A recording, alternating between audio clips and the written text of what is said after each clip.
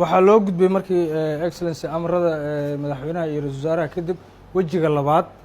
loo gudbay September 2019 wejiga labaad excellency wuxuu u qaybsanaa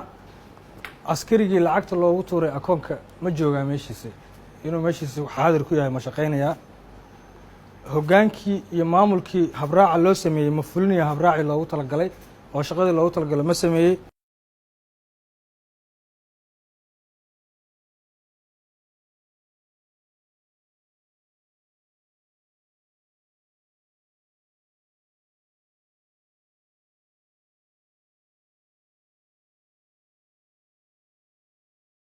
waxaa kaloo fursad u heli doontaa in computer xafiiskaada lagu keeno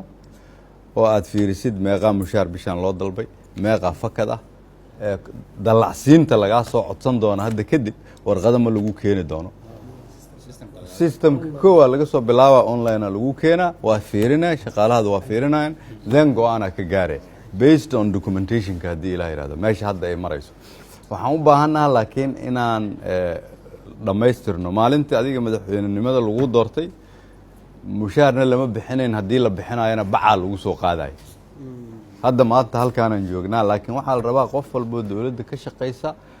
inay aqbasho sida kaliya dalku ku hagaagay waa in reform kala dhamaystiro wiilashan iyo gabdhahan iyo kuwa maqan dib badan ay u soo mareen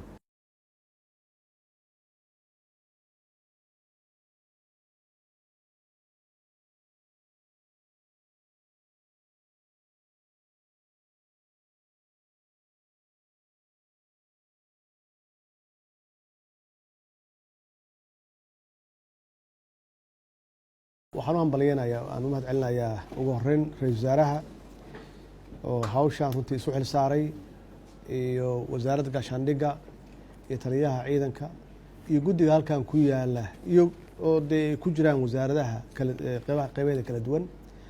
iyo dhalinyarada halkan fadhida oo runtii subax walba isku howla sidii ay dib habeyntaan ay u noqon lahayd mid guula successful ah runtii aad baan kulligiin idinku hambalyeynaya aan idinku mahad celinayaa anigu runtii waxaan ogaaday in ciidamadu aysan fayl lahayn markii aan tegay wasaaradda gaashaandhigga markii aan iri taliyaashii ciidanka hogaaminaya feelashina ii keena aysan feelo lahayn waan iri askarta ka shaqeysa xafiiska personaalka ama xafiiska ciidanka taliyahii joogay feelkaaga ii keen uusan feyl lahayn yaa waxay caddaatay in loo baahan yahay dib habeyntan iyo reformkan oo deg deg in loo sameeyo marka runtii aad iyo aad yaan ra-isul wasaaraha uga mahad celinayaa siduu isugu xil saaray oo guddigan u sameeyey haddana aad sheegaysaan tirada ciidanka in uu ku dhow yahay dhammaad tirakoobkooda oo electronic ah iyo galkan marka runtii waa horumar weyn oo la gaaray insha allahna aan xoojinno hala adkeeyo oo hala ilaaliyo systemka hala ilaaliyo maxaa yeelay hadda systemkii la dhisay haddii la dayaco oo waxa laabaan wixii la qabtay waxa weeye waa hal bacad lagu lisay